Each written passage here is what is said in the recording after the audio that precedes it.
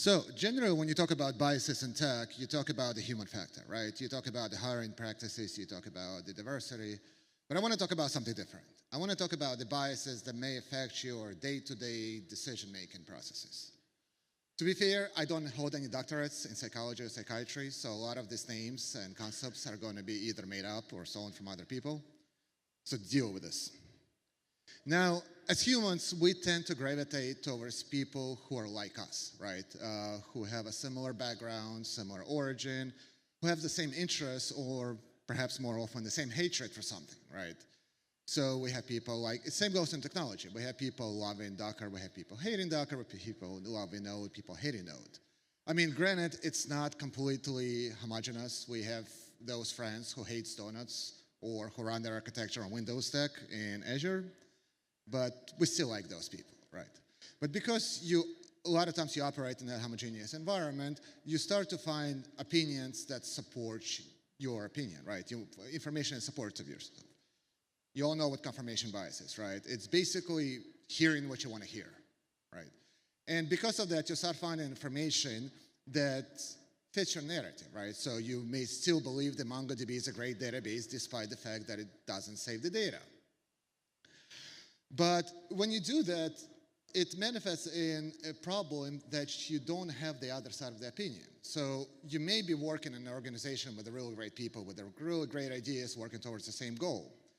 But after some time, you may realize that everybody in the company starts agreeing more and more on the same solution. And on the surface, that's great, right? Because everybody agrees on the same thing, right? Minds think alike.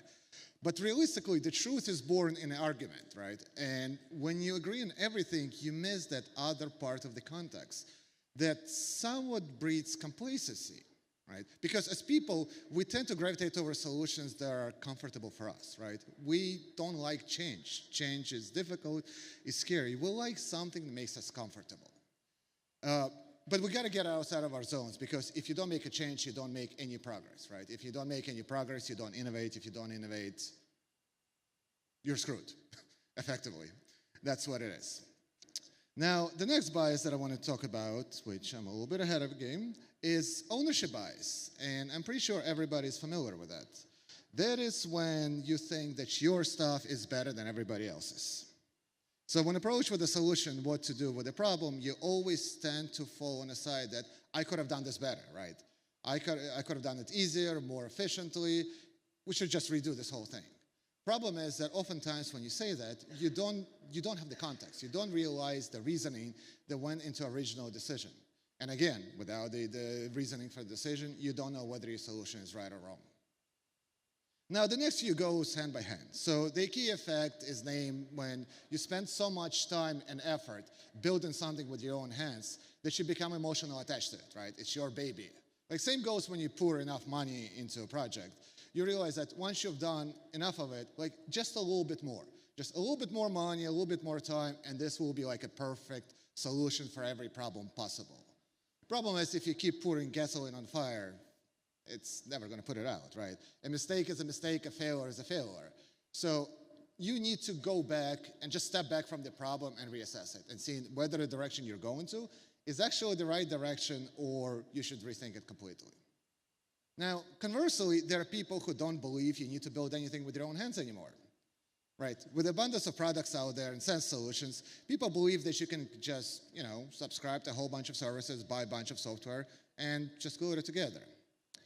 I mean, the biggest problem with that is that everybody else has access to exactly the same features.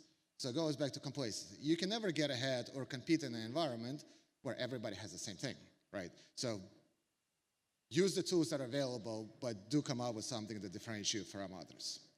And the last but not least is the bias that hopefully a lot of you will encounter Monday morning when you wake up, go to work, start making your decisions, and think back and say, you know what? That Leon guy, he was really smart.